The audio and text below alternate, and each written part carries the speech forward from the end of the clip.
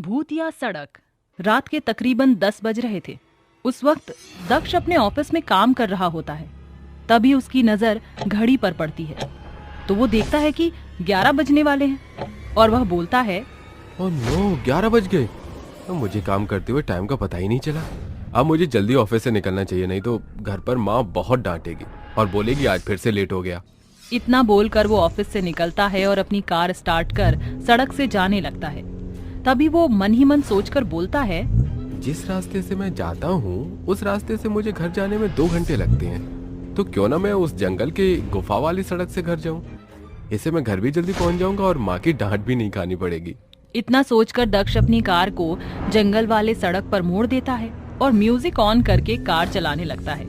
और जैसे ही उसकी कार गुफा में पहुंचती है, कार बंद हो जाती है। कार को बंद होता देख दक्ष बोलता है, अरे ये कार अचानक से बंद कैसे हो गई? चलो उतर कर देखता हूँ। इतना बोलकर वो कार से नीचे उतरता है और अपनी कार का बोनट खोलकर देखने लगता है कि तभी उसे अपने पीछे किसी के होने का एहसास होता है। तो वो पीछे पलटकर देखता है लेकिन वहाँ कोई नहीं होता।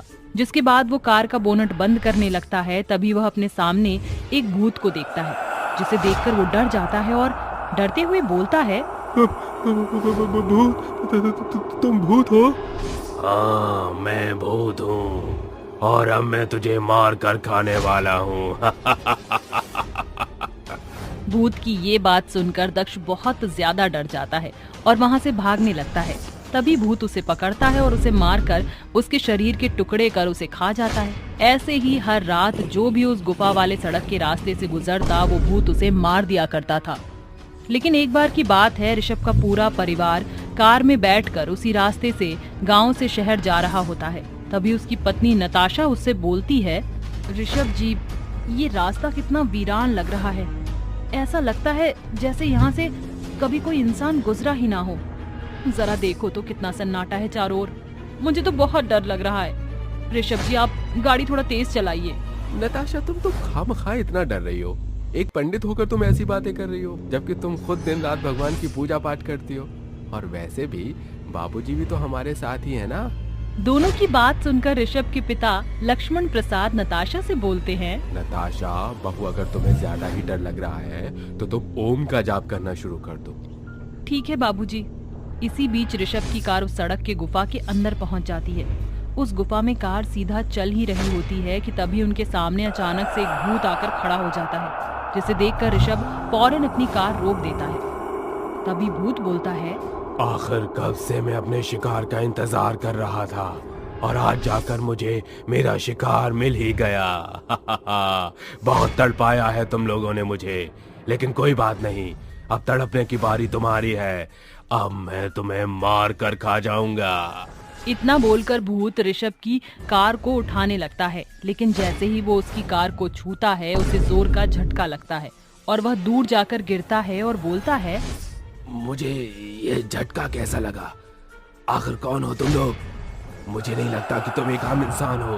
भूत की ये बात सुनकर लक्ष्मण प्रसाद कार से नीचे उतरता है और भूत से बोलता है, हाँ, तुमने बिल्कुल सही पहचाना। हम एक ब्राह्मण लोग हैं और तुम हमें इसलिए नुकसान नहीं पहुंचा सकते क्योंकि हमारे पास देवी माँ की तिलिस्मी मूर्ति है और हम हर वक्त उनकी आराधना करते हैं और इस वक्त वही हमारी रक्षा कर रही हैं। लेकिन उससे पहले तुम मुझे ये बताओ कि तुम हमें मारना क्यों चाहते हो? ये मेरी सड़क है और जो भी यहाँ आने की गलती करता है वो मेरे हाथों मारा जाता है और तुम सभी ने यहाँ आने की गलती की है, इसलिए अब तुम मेरे हाथों मारे जाओगे। क्योंकि यहाँ आने वाला एक भी इंसान यहाँ से जिंदा लौटकर वापस नहीं जाता और ना ही उनका कोई नामो निशान मिलता है। मरने के लिए तैयार हो जाओ।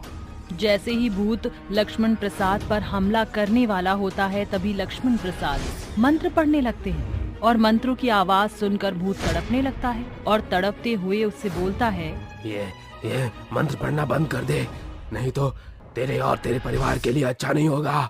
मैं उनका वो हाल करूंगा जो तूने कभी सोचा भी नहीं होगा। तू मेरी शक्तियों को नहीं जानता, मेरी शक्तियों के आगे तेरे भगवान की भी नहीं चलेगी। अपनी काली शक्तियों पर ज्यादा घमंड न कर। रुक, मैं तेरे इस घमंड को अभी तोड़ता हूँ। जिसके बाद लक्ष्मण प्रसाद भूत के ऊपर भभूति फेंक देते हैं जिससे वो और भी ज्यादा तड़पने लगता है। तड़पते हुए बोलता है, छोड़ दो मुझे, मैं तुम्हें तुम्हारे परिवार को कुछ नहीं करूंगा, चले जाओ तुम लोग यहाँ से। तुम वैसे भी हमारा कुछ नहीं बिगाड़ सकते, लेकिन तुम मुझे ये बताओ कि तुम यहाँ से आने जाने वाले मुसाफिरों को क्यों मारते हो? उसके लिए तुम्हें मेरी पूरी कहानी सुननी होगी। इतना बोलकर भूत लक्ष्मण प्रसाद को अपनी आप बीती बताने लगता है। मेरा नाम राजीव था और मैं एक सॉफ्टवेयर इंजीनियर था। एक दिन इसी रास्ते से अपने बाइक से घर जा रहा था, तभी मुझे यहाँ कुछ गुंडे रोक लेते हैं और मुझसे बोलते हैं, ओए हैंडसम, तेरे पास जितने भी पैसे हैं सब निकाल कर यहाँ रख दे, नहीं तो बिन मौत हमारे हाथों मारा जाएगा। सरदार जो कह रहे हैं चुपचाप से वही कर, नहीं तो अभी इसी चाकू में तेरा काम तमाम कर दूंगा। राजीव उनकी बातें सुनकर डर जाता है और उनसे बोलता है, ये लो सारे पैसे और मुझे यहाँ से जाने दो। मेरे पास बस इतने ही पैसे हैं, अब मेरे पास कुछ भी नहीं है।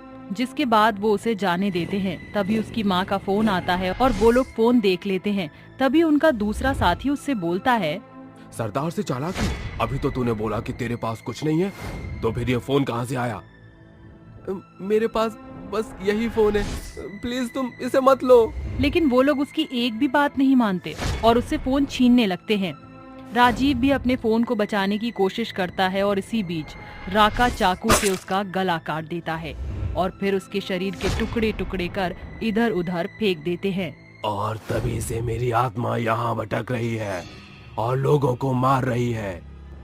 क्या आप मुझे मुक्ति दिला सकते हैं? हाँ, क्यों नहीं, बताओ तुम्हें मुक्ति कैसे मिलेगी? मुझे मारकर उन लोगों ने मेरी लाश को इधर उधर फेंक दिया था। बस आपको मेरे शरीर के कंकाल को इकट्ठा करके उन्हें जलाना होगा, इससे मुझे मुक्ति मिल जाएगी। जिसके बाद भूत लक्ष्मण प्रसाद को बताते जाता और लक्ष्मण प्रसाद उसके बताए हुए जगह पर गड्ढा कर उसके शरीर के कंकालों को निकालता है और फिर सभी को इकट्ठा कर जला देता है। कंकाल के जलते ही भूत भी खत्म हो जाता है और भूतिया सड़क उस भूत के आतंक से मुक्त हो जाता है।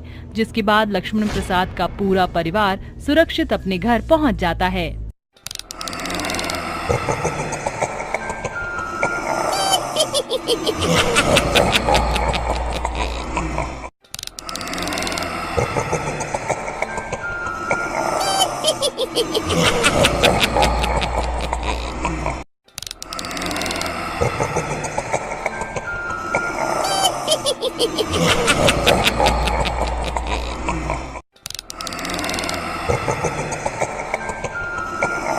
Ha ha ha ha!